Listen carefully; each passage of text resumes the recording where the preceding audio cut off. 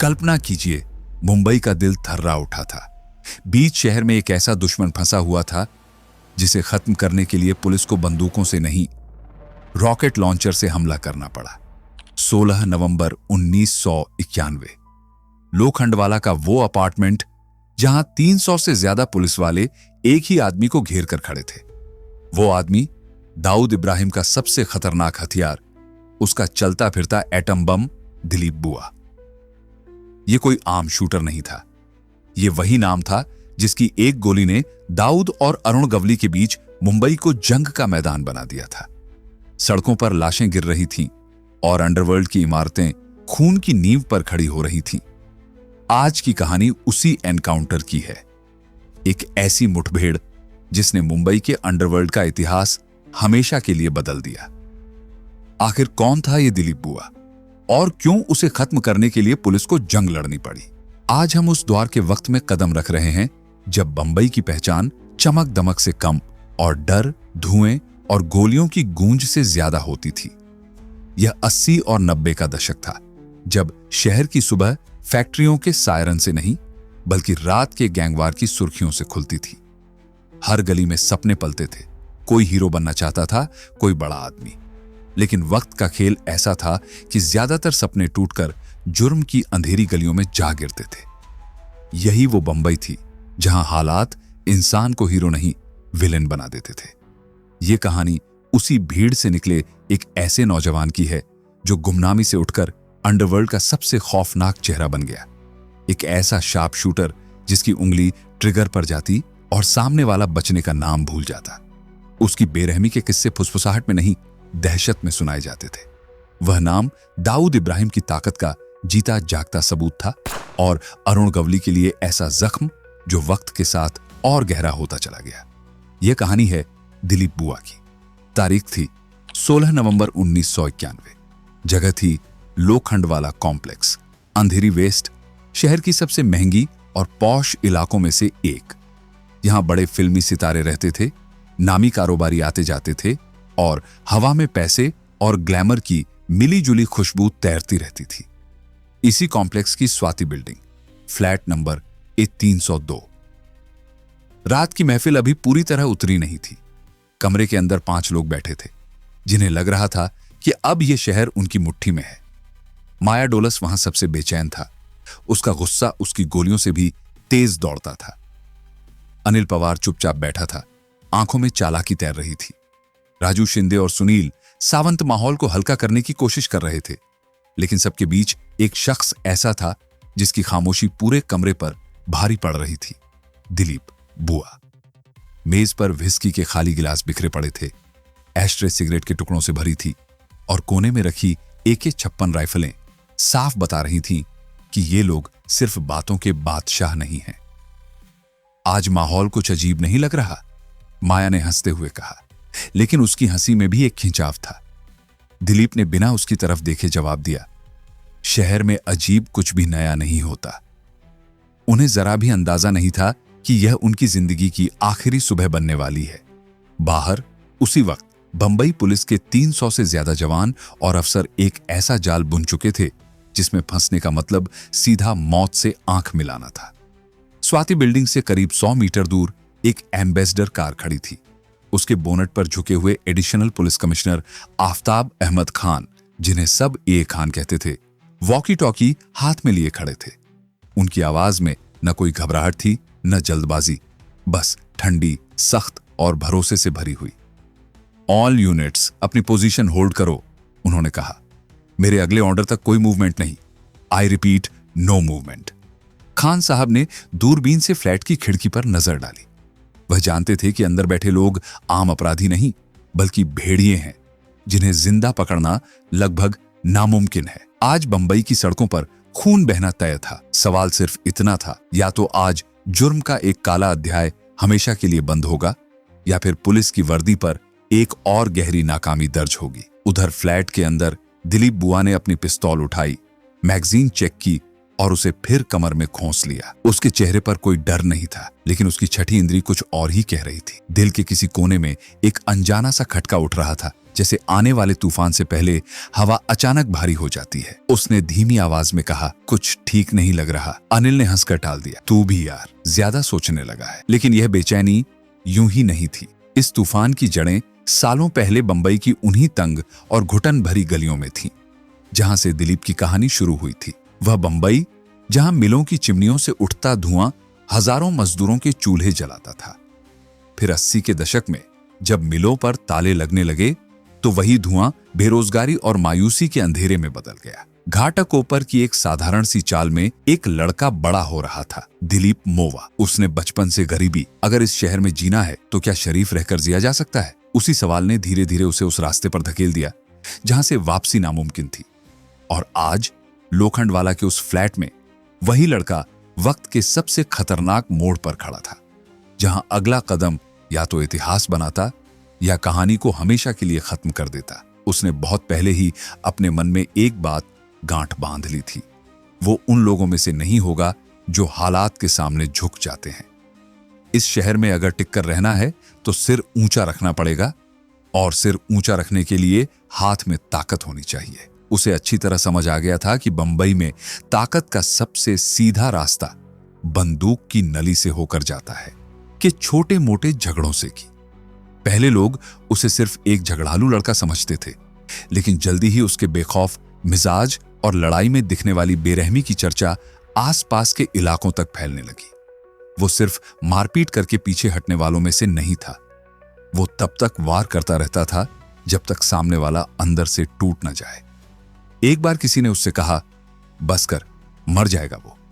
तो उसने ठंडे लहजे में जवाब दिया, डर जिंदा रहने वालों को लगता है। वो दौर ऐसा था जब बंबई का अंडरवर्ल्ड दो बड़े खेमों में बंट चुका था। एक तरफ था दाऊद इब्राहिम, जो दुबई की चमकदार ऊंची इमारतों से बैठकर पूरे शहर की डोरियां हिलाता था। उसकी डी कंपनी किसी कॉरपोरेट कंपनी की तरह चलती थी, साफ, व्यवस्थित और खतरनाक हद तक असरदार।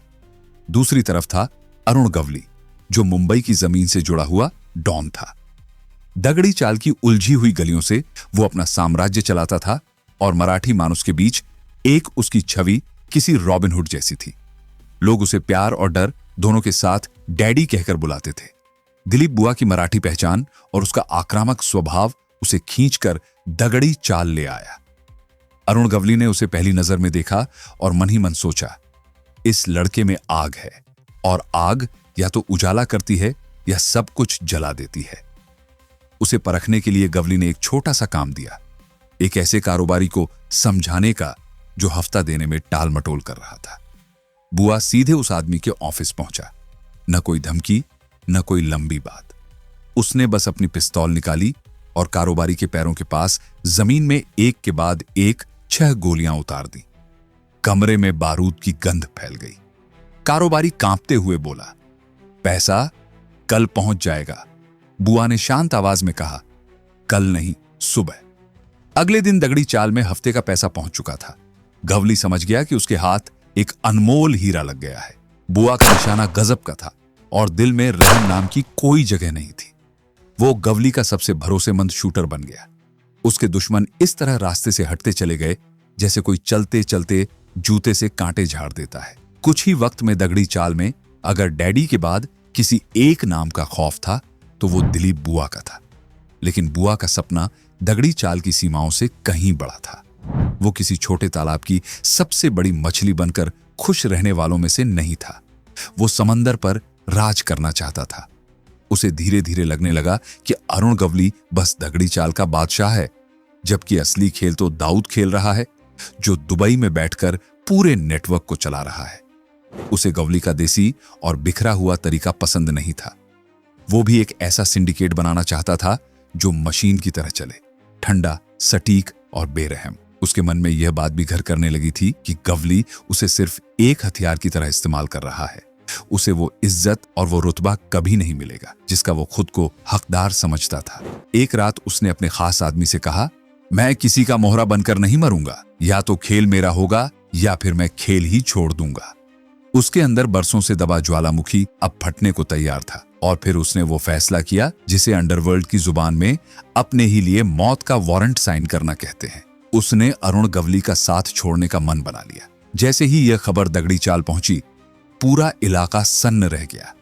गवली के गैंग से गद्दारी करने का मतलब सीधा सीधा मौत होता था।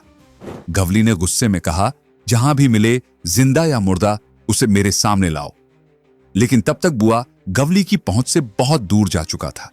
उसने हाथ मिला लिया था गवली के सबसे बड़े दुश्मन से, दाऊद इब्राहिम से। यह खबर अंडरवर्ल्ड में आग की तरह फैल गई। गवली का दाहिना हाथ अब दाऊद के खेमे में जा चुका था। दाऊद समझ गया था कि उसने सिर्फ एक शूटर नहीं, बल्कि गवली के खिलाफ चलता फिरता एटम बम हासिल कर लिया है। बुआ को गवली गैंग की हर रग रग की जानकारी थी। कौन सा आदमी कहां रहता है, कौन सा अड्डा कहां है, पैसा कौन लगाता है, ताकत कहां है और कमजोरी कहां छुपी है। दाऊद ने उसका खुले दिल से स्वागत किया और उसे वो सब दिया जिसका वो बरसों से सपना देख रहा था। खुली छूट, बेहिसाब पैसा और दुनिया के सबसे आधुनिक हथियार। उसके हाथ में ऑस्ट्रिया में बनी ग्लॉक पिस्तौल और रूस में बनी AK-56 थमा दी गई। ऐसी बंदूकें जो उस वक्त बंबई पुलिस के पास भी गिनी चुनी ही थीं। दाऊद ने मुस्कुराकर कहा, अब खेल बड़ा होगा। बुआ ने हथियार को देखते हुए बस इतना कहा, अब कहानी भी। डी कंपनी के दायरे में कदम रखते ही उसकी मुलाकात माया डोलस से हुई। माया जैसे बुआ का उल्टा प्रतिबिंब था। जहां बुआ कम बोलता, ठंडे दिमाग से सोचता और हर चाल नाप तौल कर चलता था, वहीं माया पूरी तरह शो ऑफ पसंद, तेज जुबान और गर्म मिजाज का इंसान था। उसे चमचमाती गाड़ियां, सोने की भारी चेनें और महंगे डिजाइनर कपड़े पसंद थे। फिर भी दोनों की बॉन्डिंग गहरी थी। एक अंदर ही अंदर फैलता जहर था, दूसरा बाहर ही बाहर उबलता लावा। और जब ये दोनों साथ निकलते तो बंबई की सड़कों पर मानो आफत उतर आती। दाऊद ने बुआ को सीधा और छोटा सा टास्क दिया था, गवली को खत्म करना है। बुआ ने इस बात को किसी मिशन की तरह नहीं, अपनी जिंदगी के मकसद की तरह पकड़ लिया। उसने एक लिस्ट तैयार की जिसमें गवली गैंग के हर उस शूटर और हर उस आदमी का नाम था जिसने कभी दगड़ी चाल में उसे हल्के में लेने की गलती की थी। फिर शुरू हुआ मुंबई के इतिहास का सबसे खून से भरा दौर। बुआ ने एक एक करके गवली के लोगों को चुनकर गिराना शुरू किया। गवली के सबसे भरोसेमंद शूटर सतीश खेड़ेकर को उसने भीड़ से भरे बाजार में गोलियों से छलनी कर दिया। लोग चीखते चिल्लाते भाग रहे थे और बुआ शांत कदमों से वहां से निकल गया। कुछ ही दिनों बाद गवली के एक और शूटर अशोक जोशी को उसने उसके ही घर में घुसकर खत्म कर दिया। बुआ का तरीका सिर्फ मारने का नहीं था, वो खौफ का बिज बोता था। हर लाश के पास डी कंपनी का पैगाम छोड़ दिया जाता, जैसे किसी ने पूरे शहर को बता दिया हो, अब खेल हमारे हाथ में है। धीरे धीरे बंबई की सड़कें लाशों से भरने लगी। हालत यह हो गई कि गवली के गुर्गे दगड़ी चाल से बाहर निकलने से पहले 100 बार सोचने लगे। बुआ ने लगभग अकेले ही गवली के साम्राज्य की नींव हिला दी थी। अब बुआ और डोलस की जोड़ी शहर में डर का दूसरा नाम बन चुकी थी। वे किसी बिल्डर को फोन करते और उधर से कांपती आवाज आती, बताइए कितना चाहिए। सिर्फ आवाज सुनकर ही करोड़ों की एक्सटॉर्शन डील फाइनल हो जाती थी। उनका असर बॉलीवुड तक पहुंच चुका था। बड़े बड़े प्रोड्यूसर और एक्टर उनका नाम सुनते ही रंग बदल लेते थे। वो अपनी कामयाबी के नशे में पूरी तरह डूब चुके थे। उन्हें लगता था कि वो अजेय हैं। लोखंडवाला के जिस आलीशान फ्लैट में वो रहते थे, वो भी उन्होंने एक बिल्डर से दबाव डालकर ही हासिल किया था। रात भर पार्टियां चलती, महंगी शराब बहती और ताकत का जश्न मनाया जाता। एक बार माया ने हंसते हुए कहा, इस शहर में अब हमारा ही सिक्का चलता है। बुआ ने ग्लास उठाते हुए जवाब दिया, जब तक चलता है चलने दो। लेकिन उन्हें यह याद नहीं रहा कि हर लंबी रात के बाद सुबह जरूर आती है और हर बादशाह के तख्त के पाए एक न एक दिन हिलते ही हैं। उनके तख्त को हिलाने का जिम्मा उठा लिया था आफ्ताब अहमद खान ने। बंबई पुलिस हालात से पूरी तरह तंग आ चुकी थी। गैंगवार अब सिर्फ अंडरवर्ल्ड तक सीमित नहीं रह गया था, उसकी आग में आम लोग भी जलने लगे थे। सरकार और जनता दोनों का दबाव बढ़ता जा रहा था। तब पुलिस ने अपनी सोच बदली और एक नया तरीका अपनाया, जिसका कोई ऑफिशियल नाम तो नहीं था, लेकिन सब उसे एनकाउंटर कहने लगे। मतलब साफ था, अब गोली का जवाब गोली से दिया जाएगा। उस वक्त एंटी टेररिज्म स्क्वाड यानी ATS के चीफ खान को इस पूरे ऑपरेशन की कमान सौंपी गई। खान सख्त ईमानदार और बिना डर के फैसले लेने वाले अफसर थे। उन्होंने एक खास टीम बनाई जिसमें सब इंस्पेक्टर विजय सालस्कर जैसे जांबाज अफसर शामिल थे, जिनका नाम सुनकर ही अपराधियों के पसीने छूट जाते थे। खान ने अपनी टीम से कहा, अब शिकार हम करेंगे, और फिर एक एक करके शहर के बड़े गैंगस्टर्स गिरने लगे। लेकिन दिलीप बुआ और माया डोलस उनके लिए अब भी एक पहेली बने हुए थे। वो किसी भूत की तरह थे, वारदात करते और फिर हवा में गायब हो जाते। उनकी सबसे बड़ी ताकत यही थी कि वो कभी एक जगह ज्यादा देर टिकते नहीं थे। आज यहां तो कल कहीं और, जैसे वो खुद ही अपने पीछे कोई परछाई नहीं छोड़ना चाहते हो। और यही बात पुलिस के लिए उन्हें पकड़ना और भी मुश्किल बना रही थी। खान अच्छी तरह समझते थे कि अगर दिलीप बुआ हाथ लग गया तो इसका मतलब दाऊद के पूरे नेटवर्क की रीढ़ टूट जाएगी। इसी वजह से उन्होंने पूरे शहर में अपने मुखबिरों का जाल बिछा दिया था। पान की गुमटी से लेकर 5 स्टार होटल के वेटरों तक हर जगह पुलिस की आंखें और कान मौजूद थे। लेकिन महीनों की मेहनत के बाद भी बुआ का कोई ठोस सुराग हाथ नहीं आ रहा था। फिर आई वो रात, 15 नवंबर 1991। खान अपने ऑफिस में फाइलें देख रहे थे कि अचानक फोन की घंटी बजी। दूसरी तरफ एक घबराई हुई कांपती आवाज थी। वो एक छोटा मोटा अपराधी था जिसे कुछ दिन पहले पकड़ा गया था और अब वो पुलिस के लिए खबरें लाता था। उसने हकलाते हुए कहा, साहब, दिलीप बुआ, माया डोलस और उनके लोग लोखंडवाला की Swati building flat number A302 में है और शायद कुछ दिन वहीं रुकेंगे। यह वही खबर थी जिसका खान को कब से इंतजार था। उन्होंने बिना एक सेकंड गंवाए फोन रखा और तुरंत हरकत में आ गए। उसी रात पुलिस हेडक्वार्टर में एक गोपनीय मीटिंग बुलाई गई। चारों तरफ नक्शे फैले थे, रास्ते चिन्हित किए जा रहे थे और ऑपरेशन की हर बारीकी पर चर्चा हो रही थी। खान जानते थे कि यह कोई साधारण कार्रवाई नहीं है। अंदर बैठे लोग सिर्फ शूटर नहीं बल्कि पूरी तरह ट्रेन किए हुए किलर थे, जिनके पास कई मामलों में पुलिस से भी बेहतर हथियार थे। एक छोटी सी गलती का मतलब था कई जवानों की जान खतरे में डाल देना। खान ने सख्त लहजे में कहा, इस बार कोई चूक नहीं होनी चाहिए। ये लोग या तो पकड़े जाएंगे या यहीं खत्म होंगे। 16 नवंबर 1991 की सुबह जैसे ही बंबई पर सूरज की पहली किरण पड़ी, ऑपरेशन शुरू हो चुका था। 300 से ज्यादा पुलिसकर्मियों की एक बड़ी फोर्स धीरे धीरे लोखंडवाला की तरफ बढ़ रही थी। न कोई सायरन, न कोई शोर, सब कुछ खामोशी और प्लान के मुताबिक चल रहा था। कोई दूध वाले के भेष में था, कोई सब्जी वाला बना हुआ था, तो कोई जॉगिंग करता दिख रहा था। इसी भीड़ में पुलिस के कमांडो स्वाति बिल्डिंग को चारों तरफ से घेर रहे थे। आसपास की इमारतों की छतों पर स्नाइपर्स अपनी जगह संभाल चुके थे। हर गली, हर मोड़ सील किया जा चुका था। ऐसा जाल बिछाया गया था कि अगर उसमें हाथी भी फंस जाए तो निकलने का रास्ता न मिले। उधर फ्लैट के अंदर माया डोलस ने अपनी महंगी घड़ी पर नजर डाली और उबासी लेते हुए बोला, यार कुछ बढ़िया नाश्ता मंगवाते हैं। तभी दिलीप बुआ, जो खिड़की के पास खड़ा सिगरेट पी रहा था, अचानक रुक गया। नीचे का नजारा उसे कुछ अजीब सा लगा। रोज जैसी हलचल नहीं थी। कुछ लोग जो नीचे घूम रहे थे, उनके चलने का अंदाज आम लोगों जैसा नहीं लग रहा था। उनकी नजरें बार बार बिल्डिंग की तरफ उठ रही थीं। बुआ का माथा ठनका। उसने धीरे से पर्दे की ओट लेकर नीचे झांका और एक पल के लिए उसकी सांस अटक गई। नीचे का सीन किसी जंग से पहले की तैयारी जैसा था। उसे एक दूध वाले के कैन के पीछे से झांकती राइफल की नली दिख गई। थोड़ी दूर एक जॉगर के हाथ में वॉकी टॉकी चमकता नजर आया। बस उतने में ही उसे सब समझ आ गया। खेल खत्म हो चुका था। उसने पीछे मुड़कर बस एक शब्द कहा, पुलिस। कमरे में एक पल के लिए ऐसा सन्नाटा छा गया जैसे किसी ने हवा रोक दी हो। फिर माया डोलस गुस्से से चिल्लाया, सरेंडर? पागल हो गए हो क्या? एक एक को यहीं ढेर कर देंगे, आखिरी सांस तक लड़ेंगे।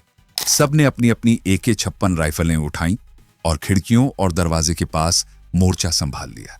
बाहर खान ने लाउडस्पीकर उठाया और भारी गूंजती हुई आवाज में ऐलान किया, दिलीप बुआ, माया डोलस, तुम चारों तरफ से गिर चुके हो। भागने का कोई रास्ता नहीं है। अगर अपनी जान की परवाह है तो हथियार डालो और बाहर आ जाओ। सरेंडर कर दो। कुछ सेकंड तक अंदर से कोई आवाज नहीं आई। फिर फ्लैट के अंदर से जवाब उभरा। जवाब शब्दों में नहीं आया। जवाब शीशे तोड़ती हुई गोलियों की बौछार में आया। AK-56 की गोलियां खिड़की के आर पार निकलकर बाहर खड़ी पुलिस की गाड़ी से टकराईं। पल भर में सब समझ गए, अंदर बैठे लोग अब पीछे हटने वाले नहीं थे। और वहीं से शुरू हुआ बंबई पुलिस के इतिहास का सबसे लंबा, सबसे खतरनाक और सबसे ज्यादा चर्चा में रहने वाला एनकाउंटर। दोनों तरफ से ऐसी फायरिंग शुरू हुई जैसे आसमान से आग बरस रही हो। गोलियों की गड़गड़ाहट से पूरा लोखंड वाला कांप उठा। यह कोई फिल्म का सीन नहीं था, यह हकीकत थी, जहां जिंदगी और मौत के बीच का फर्क सिर्फ एक ट्रिगर दबने जितना था। दिलीप बुआ पूरी होशियारी और बेरहमी से लड़ रहा था। वो एक प्रोफेशनल किलर था और आज वो अपनी जान बचाने से ज्यादा पुलिस वालों की जान लेने के इरादे से फायर कर रहा था। वो बार बार अपनी जगह बदलता, कभी एक खिड़की से, कभी दूसरी से निशाना साधता। उसकी गोलियों से कई पुलिस वाले जख्मी हो गए। बाहर पुलिस की हर कोशिश नाकाम हो रही थी। वो फ्लैट के दरवाजे तक पहुंचने में भी कामयाब नहीं हो पा रहे थे, क्योंकि अंदर से आ रही AK-56 की गोलियां किसी भी कवच को चीर देने की ताकत रखती थी। वक्त बीतता गया। सुबह कब दोपहर में बदली पता ही नहीं चला, लेकिन गोलियां रुकने का नाम नहीं ले रही थी। खान समझ चुके थे कि अगर इसी तरह चलता रहा तो शाम हो जाएगी और अंधेरे का फायदा उठाकर गैंगस्टर्स भाग भी सकते हैं। उन्होंने एक ऐसा फैसला लिया जो उस वक्त तक किसी पुलिस ऑपरेशन में शायद ही लिया गया था। उन्होंने अपनी टीम से कहा, अब वक्त आ गया है, रॉकेट लॉन्चर इस्तेमाल करो। यह बहुत बड़ा और बेहद जोखिम भरा कदम था, क्योंकि इससे पूरी बिल्डिंग को भारी नुकसान हो सकता था। लेकिन उनके पास अब कोई दूसरा रास्ता नहीं बचा था। पुलिस की टीम ने सामने वाली बिल्डिंग की छत से फ्लैट की तरफ ग्रेनेड और रॉकेट दागे। एक जबरदस्त धमाके के साथ पूरी इमारत हिल गई, दीवारें टूट गईं और फ्लैट के अंदर धुआं और धूल का ऐसा गुब्बार भर गया कि कुछ दिखाई देना मुश्किल हो गया। इस हमले ने अंदर मौजूद लोगों की पूरी रणनीति तोड़ दी। उनकी पोजीशन बिखर गई और अब पुलिस को मौका मिल चुका था। सब इंस्पेक्टर विजय सालस्कर अपनी टीम के साथ आगे बढ़े, दरवाजा तोड़ा और फ्लैट के अंदर घुस गए। अंदर का नजारा किसी जहन्नुम से कम नहीं था।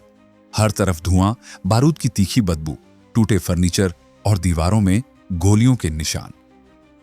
इसी बीच बुआ और उसके साथी अब भी आखिरी दम तक लड़ रहे थे। अब मुकाबला आमने सामने का था। कुछ ही मिनटों में एक एक करके उसके साथी पुलिस की गोलियों का शिकार होते चले गए। माया डोलस भी गोलियों से छलनी होकर जमीन पर गिर पड़ा। अब फ्लैट में सिर्फ दिलीप बुआ बचा था। वो बुरी तरह जख्मी था, लेकिन उसकी AK-56 अब भी आग उगल रही थी। उसने एक टेबल की आड़ लेकर आखिरी कोशिश की। वो हांफते हुए बुदबुदाया, आज नहीं, अभी नहीं। लेकिन तब तक बहुत देर हो चुकी थी। पुलिस की कई गोलियां एक साथ उसके शरीर में धंस गईं। वो खामोश शिकारी, जिसकी एक गोली किसी की किस्मत तय कर देती थी, आज खुद अनगिनत गोलियों से छलनी होकर जमीन पर पड़ा था। उसकी आंखें खुली थीं। उनमें शायद हैरानी थी, शायद अपनी ही कहानी के अंत पर अफसोस। जुर्म की दुनिया का वो सूरज जो कभी बंबई के आसमान पर पूरी चमक के साथ चमक रहा था, आज हमेशा के लिए डूब चुका था। जैसे ही गोलियों का शोर थमा, एक अजीब सी कान फोड़ने वाली खामोशी छा गई। यह ऑपरेशन करीब 6 घंटे तक चला था। जब धुआं छंटा तो फ्लैट के अंदर 5 लाशें पड़ी थीं। बंबई पुलिस ने एक ऐसी कामयाबी हासिल की थी जो आने वाले सालों तक याद रखी जाने वाली थी। यह सिर्फ एक एनकाउंटर नहीं था, यह अंडरवर्ल्ड के लिए एक खुला ऐलान था। यह डी कंपनी और अरुण गवली दोनों के लिए साफ संदेश था कि अब बंबई में कानून अपनी शर्तों पर चलेगा। इस ऑपरेशन ने बंबई पुलिस की छवि हमेशा के लिए बदल दी और आफताब अहमद खान और विजय सालस्कर जैसे अफसरों को एनकाउंटर स्पेशलिस्ट के तौर पर एक नई पहचान मिल गई। यहीं पर दिलीप बुआ की कहानी खत्म हो गई। एक गरीब चाल से निकलकर अंडरवर्ल्ड की ऊंचाइयों तक पहुंचने और फिर खून में डूबे अंत तक गिरने का उसका सफर छोटा जरूर था, लेकिन तूफान की तरह तेज और तबाही भरा था। उसकी मौत के बाद कई सवाल भी उठे। मीडिया और मानवाधिकार संगठनों ने इसे पुलिस की ज्यादती बताया। पूछा गया, क्या उसे जिंदा नहीं पकड़ा जा सकता था? क्या यह सब पहले से तय किया गया था? यह बहस आज भी चलती रहती है, लेकिन एक बात तय है, दिलीप बुआ का अंत जुर्म की दुनिया के एक पूरे दौर का अंत था। वो उस वक्त का सबसे क्रूर और सबसे सटीक चेहरा था जब बंबई की सड़कों पर गैंगस्टर्स का राज चलता था। उसकी कहानी एक जिंदा चेतावनी है, एक एंटी मिसाल है उन तमाम नौजवानों के लिए जो शॉर्टकट से शोहरत और ताकत पाना चाहते हैं। यह कहानी बताती है कि जुर्म की राह पर बिछी कालीन चाहे कितनी ही मुलायम क्यों ना लगे, उसका आखिरी सिरा हमेशा मौत के कुएं में ही खुलता है। दिलीप बुआ, एक नाम जो कभी खौफ का दूसरा नाम था, आज सिर्फ पुलिस की फाइलों और क्राइम की किताबों में सिमट कर रह गया है। और हां, अगर आप ऐसी ही असली, गहरी और हिला देने वाली कहानियां सुनना चाहते हैं तो रिवीलिंग आइज पर ऐसी कई कहानियां आपका इंतजार कर रही हैं। उसकी कहानी हमें बार बार याद दिलाती है कि सपनों का शहर बंबई जब अपने पर आता है तो सपनों को निगलने में भी देर नहीं लगाता।